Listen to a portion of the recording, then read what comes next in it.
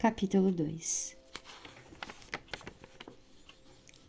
Desejo manifestar a todas as minhas filhas terrenas a minha maior disposição em cooperar na medida em que puder para a solução dos seus problemas pequenos ou grandes, pelo desejo que me anima de tornar mais alegre e feliz a sua permanência na Terra. Eu falo desta maneira porque conheço de ciência própria os problemas com que se defrontam a cada passo, principalmente as mulheres na Terra. Devo dizer-vos ainda, no século passado, aqui estive e muito lutei para poder manter-me na minha determinação de viver independente para melhor servir aos desígnios do Senhor. E foi tão árdua para o meu espírito minha última estada na Terra, que eu procuro recordar apenas os momentos de êxito, quando pude verificar que algo havia produzido em favor do esclarecimento dos demais. Lutei por isto intensamente, porque o meu espírito ansiava por espalhar luz em meio à treva da ignorância de então. Podereis pensar, talvez, minhas filhas, que sendo eu já portadora de um intenso foco luminoso, como de fato era, não poderia encontrar dificuldades nem obstáculos ao cumprimento da minha tarefa. Eu vos direi então, minhas queridas, que assim não é, desde que tenhamos mergulhado na carne, assim como ora vos encontrais. O mundo terreno está cheio de obstáculos à realização de todas as ideias levantadas, colocados estes pelos homens que preferem prosseguir na comodidade dos seus interesses pessoais. Por isso é que aqui têm vindo seguidamente entidades de grande luminosidade para o cumprimento de belas tarefas em prol do progresso e da felicidade dos seres humanos. E acontece regressarem ao alto sem poder cumpri-las ou as cumprindo pelo mínimo. Uma prova disto, vós atendes na vinda do Senhor Jesus há quase 2000 anos, animado dos melhores propósitos em relação aos viventes de então. Jesus lutou denotadamente pela ideia fundamental que o Pai Celeste lhe entregara, que era incutir no coração de todos os homens a necessidade de se amarem uns aos outros, e não a prática condenável de se considerarem uns superiores aos outros, devido a circunstâncias fortuitas. O Senhor palmilhou longos caminhos, como sabeis, na pregação daquele luminoso princípio, e todas sabeis igualmente como encerrou os seus dias na terra. Se ao Senhor fizeram o que fizeram, com o propósito de impedirem a continuação de sua sementeira de amor e entendimento entre os homens, quanto mais o fariam e têm feito realmente a outros emissários menores que vieram pregar também o doce princípio da igualdade humana perante as leis divinas. Eu aqui me encontrei, por conseguinte, fartamente munida do desejo de iluminar pela palavra. Que linda! E pela pena, se possível, a uma grande parcela da humanidade. Para esse fim estabeleci a norma de vida que me convinha, que era a minha independência econômica, que a princípio me pareceu fácil de conseguir. Em pouco, porém, dadas as ideias que enunciava, compreendi que teria de lutar muito e sofrer bastante para poder manter-me na situação idealizada. Aconteceu, entretanto, algo de muito triste logo no começo de minha mocidade, algo que eu rezarei muito para que não aconteça a nenhuma de vós, minhas filhas queridas. Meus olhos passaram a preocupar-me de tal maneira, porque deles dependia o meu pão de cada dia, que me encontrei em breve quase completamente privada da visão de que tanto eu dependia para viver. Eu estou vos relatando este fato, minhas queridas, com este duplo objetivo, para fortalecer em vós a convicção de que podeis vencer todo e qualquer obstáculo que porventura se vos defronte, e para que saibais, igualmente, que nenhuma entidade, por mais elevada no mundo espiritual, escapa às contingências da matéria, uma vez ingressada na vida terrena.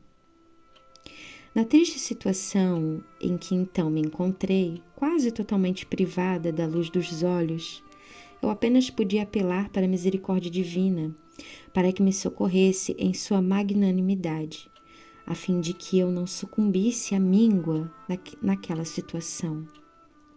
Foi o que fiz, minhas queridas, e tive a alegria de receber o socorro divino por mãos humanas.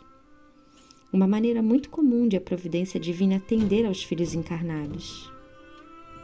Recebi certo dia a visita de uma criatura de Deus que me vinha informar que havia na mesma cidade um núcleo de trabalhos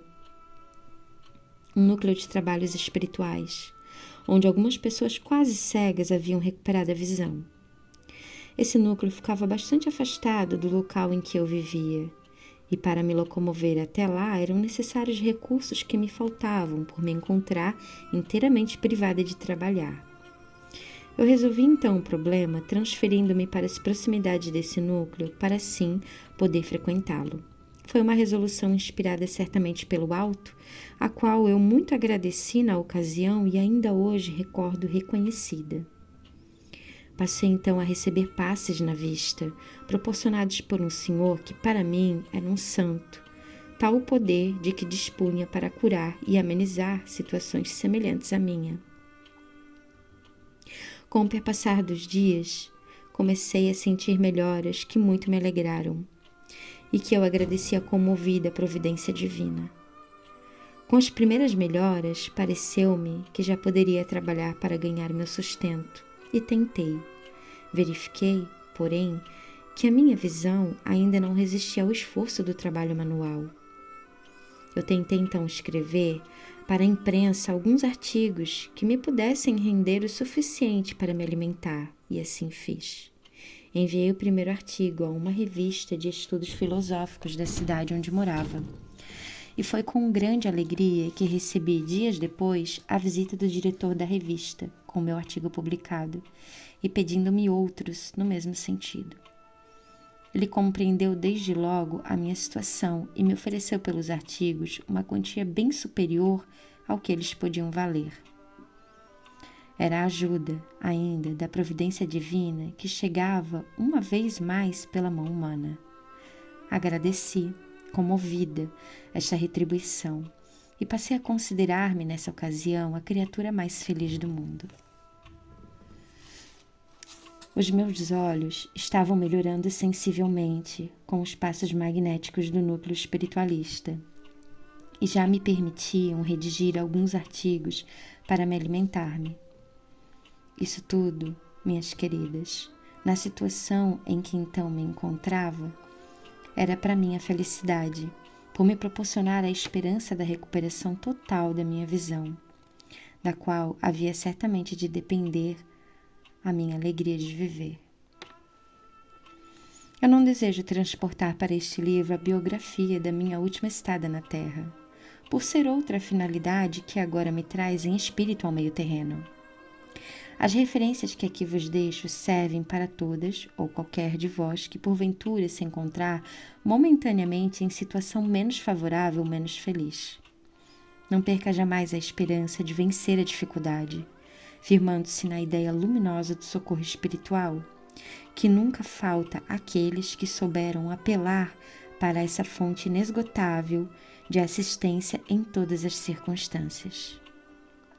Uma conclusão ainda se oferece em face do pequeno relato que aqui vos deixo, e esta é que qualquer espírito, por mais evoluído, uma vez encarcerado pelo invólucro carnal, perde totalmente a própria ideia ou a lembrança de quem foi, e todo o seu poder de superação das dificuldades, para se lembrar apenas quem é, e de estar inteiramente sujeito às contingências da vida terrena, como qualquer dos seus contemporâneos. O que unicamente subsiste nos espíritos evoluídos quando encarnados é a fé nas forças superiores que dirigem o universo, e para elas apela frequentemente ou diariamente, como meio e esperança de proteção e ajuda nas suas dificuldades. O propósito, e como exemplo do que acabo de dizer, eu vos apresentarei o caso deste meu estimado intermediário, espírito particularmente querido do meu coração, porque é meu conhecido desde os primórdios do cristianismo, quando se constituiu, já então, um dedicado servidor de meu Filho Jesus. Em sua presente romanagem terrena, este querido intermediário teve como berço um lar bastante modesto, constituído por espíritos de grande elevação. Muito cedo, ele migrou de seu país para este, em que passou a viver sem nenhuma ajuda, que não fosse a da sua própria fé e devoção ao Senhor Jesus. E, por que não dizê-lo, também a mim? Neste país ele cresceu e muito lutou, valendo-se unicamente de sua oração diária e muitas vezes até em suas horas de trabalho, com o fim de amenizar dificuldades que ele considerava superiores à sua capacidade de as vencer. Assim, esta alma atravessou vários decênios, orando, trabalhando e orando, o que nós, o Senhor e eu, muito apreciávamos do alto, como uma das mais belas facetas do seu espírito. Ele, que viera à Terra desta vez com a missão que hoje desempenha, era acompanhado de perto por entidades incumbidas de o proteger contra os perigos de que está semeado o ambiente terreno, deixando-se, porém, a sua própria capacidade, a tarefa de reunir os elementos necessários à sua sobrevivência.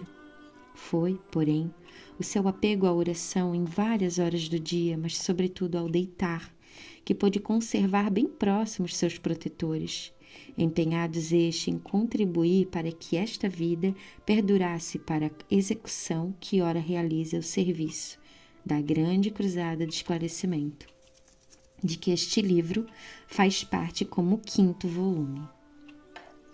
Vedes, portanto, filhas do meu coração, que todas as almas grandes, quando encarnadas, necessitam de apelar constantemente para as suas forças internas, que são bastante poderosas, para superarem dificuldades ou circunstâncias aparentemente insuperáveis.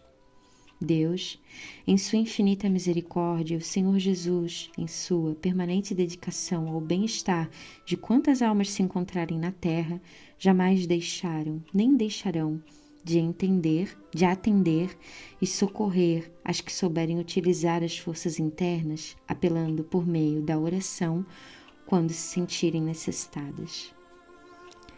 Eu disponho na terra de 2 categorias, pelo menos, de filhas, a quem estimo e quero igualmente.